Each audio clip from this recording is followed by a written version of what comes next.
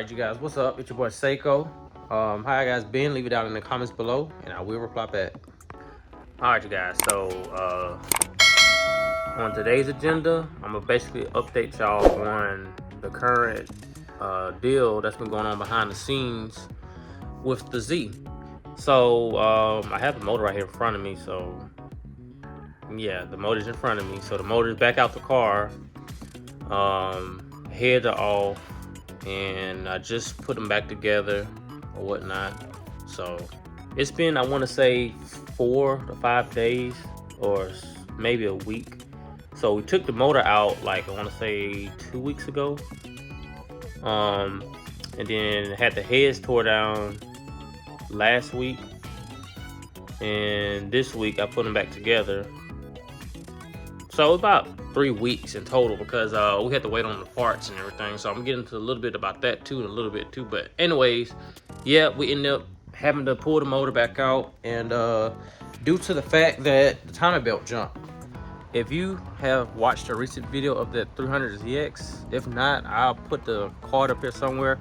But anyways, you guys, so we had the timing belt fixed, right? We did all that, made sure everything was marked, made sure the timing gears and all that was lined up. Cool. So anyways, you guys, so we are turning the car over by the key, not by hand anymore. And we cranked literally the car by hand, I want to say 4 or 5 times before we, decide to spin it over with the key.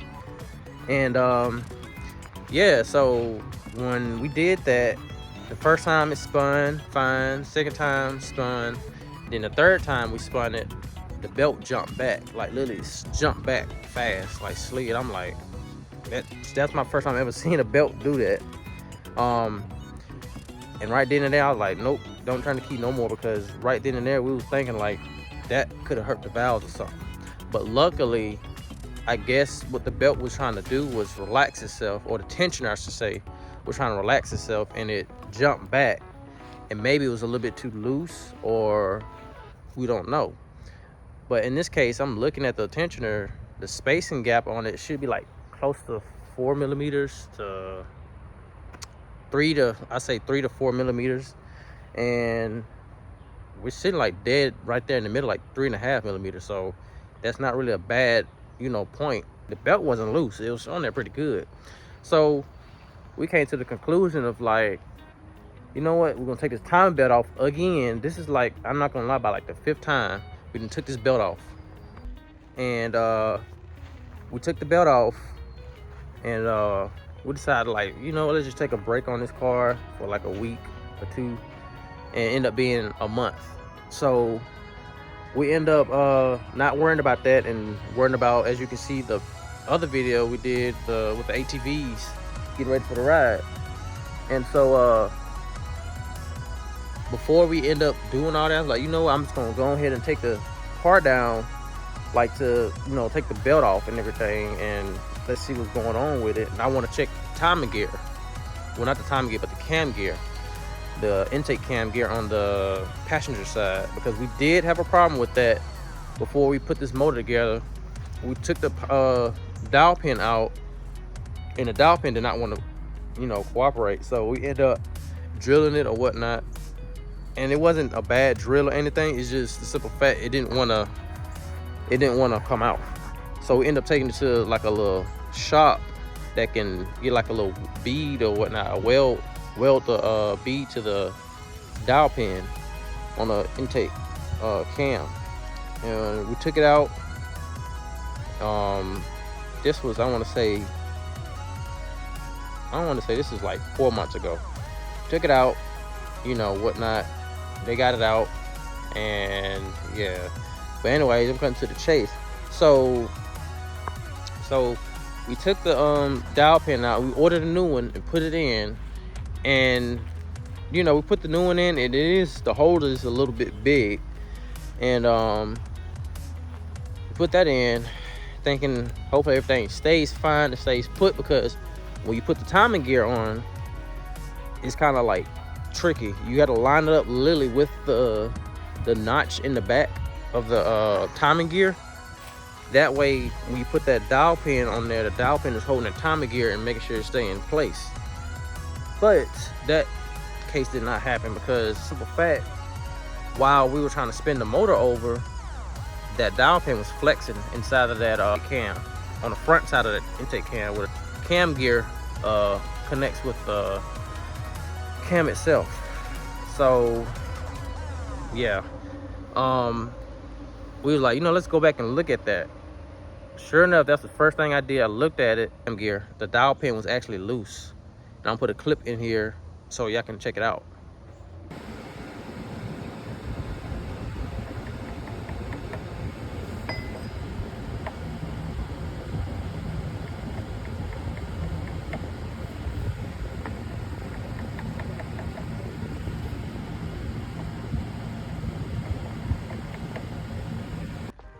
So yeah, that happened, and yeah, that right there, right then and there, was like, you know what? Let's call Z1, talk to them, and see what we can do about this. And they end up telling us like, them cams are no good anymore, and it's hard to find some stock cams. So if you were to do like a little upgrade, because we came to the conclusion like, let's upgrade a little bit, see what we can do. Well, can't do that because those cams ain't no good anymore, and it's hard to find those. Most people don't end up running stock cams anymore. They end up running like, a little slightly bigger cam or whatever, and call it a day. So our case was, we couldn't go slightly bigger, we had to go bigger cam. So now we had a 400 JWT cam in it, and I'm not gonna lie, you guys, I think this car is gonna be pretty rowdy once everything is dialed in with the new turbos and all that. And yeah, so anyways, back to the story. So to make a long story short, we end up pulling that motor out again, which luckily it wasn't as bad because we didn't kind of got used to it now. Pulled that motor out, put it on the stand, tore it down, and make sure the valves or anything wasn't bent. So I put pictures of that in here too as well.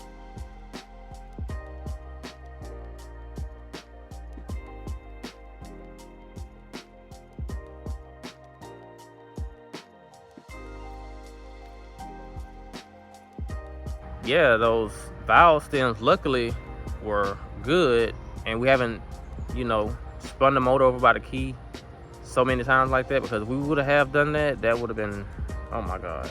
And the heads would have had to get reworked because we had to oversize the valve on the exhaust side and all that stuff, intake and all that stuff, and yeah. But either way it go, you guys, it's part of the scene. It's part of the car scene, I could say, or car world.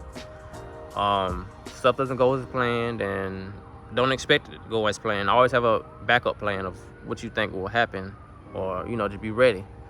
So in that case, we were prepared, and we ended up buying cams, springs, and I ended up telling him to go ahead and get the valve stems.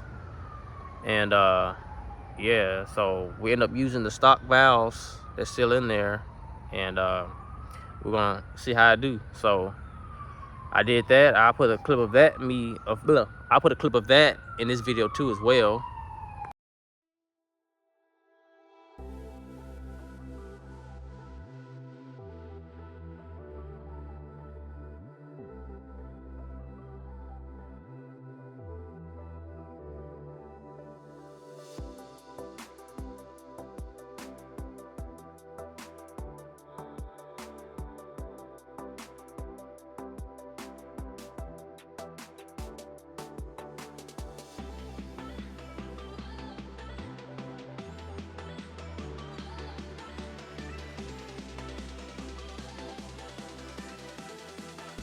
Alright, you guys, so yeah, as you see in that clip, I done got all the springs in there. It was kind of a pain to do, but I bought this little tool. I will show y'all in a little bit, and it helped a lot, like a lot.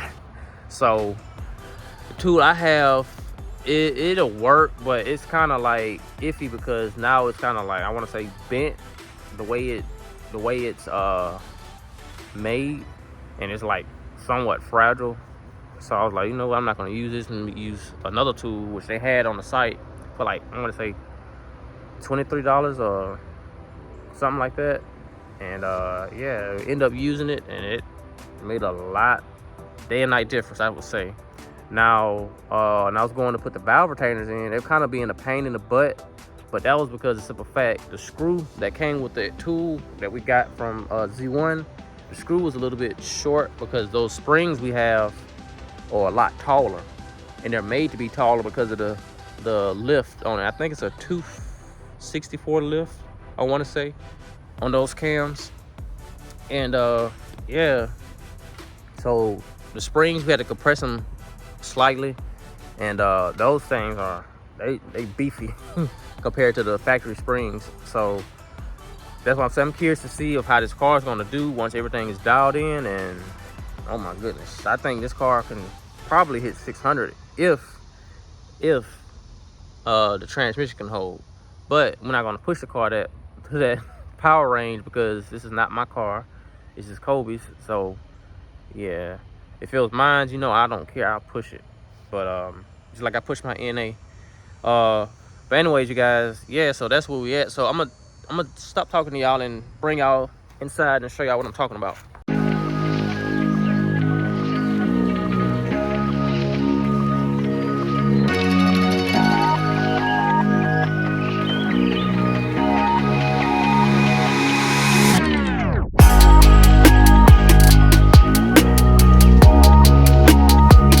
All right, so like I was saying, you guys, it is kind of a bit of a mess in here, even though yeah. But anyways, you guys, so here are the cams. Bring out over here, I'm gonna bring out to what I'm telling y'all. So as you can see, these are the stock springs. Literally, you can squeeze them a little bit. Now the new springs that are in that and those heads right now over there, those are stiff. Like, those are stiff, and they're a lot taller than these. And it's like I say, a 250 or no 264 lift on those springs. And yeah, those you cannot you cannot squeeze these down like by a hair or anything. Those are pretty stiff. So these are OEM, and these are the OEM cams. So these are the old cams. So I'm gonna show you what I'm talking about. So this right here is the passenger side exhaust cam. That was fine. So this is the passenger side intake cam that caused us a lot of issues. Let me show y'all. So as you can see, I don't know if I can see that because of how dark it is in here. All right, you guys. So as you can see, that top hole is the one the dial pin is supposed to sit in. And yeah, literally, look how that ended up turning out. So these cams were no good, and there's no saving them because simple fact, even if you do upgrade like to 100 or 200 series cam, you still have to have these as a core, and the dial pin still would be no good. So we end up trashing these completely, even though the other two are good. We somewhat had an issue with the passenger side, the driver side, but it's not loose like how the other one was. But anyways, you guys, yeah, so the tool we end up using to put those retainers and springs in was this JWT tool. Let me see. That's what we end up using, and they helped out a lot. So that screw right there was a little bit short because of simple fact, we have a taller spring inside of the heads. And yeah, so that's how the tool looks. And then this how you seat this literally inside of the chamber where the spring, or I should say the spring and the valve retainer that you're going to do, you sit that on top of that.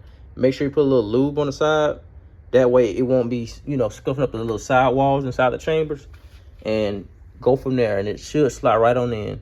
And literally, it made a 90-day difference compared to using this valve spring removal tool, because that literally, as you can see, is a little bent, can't even put it in the toolbox.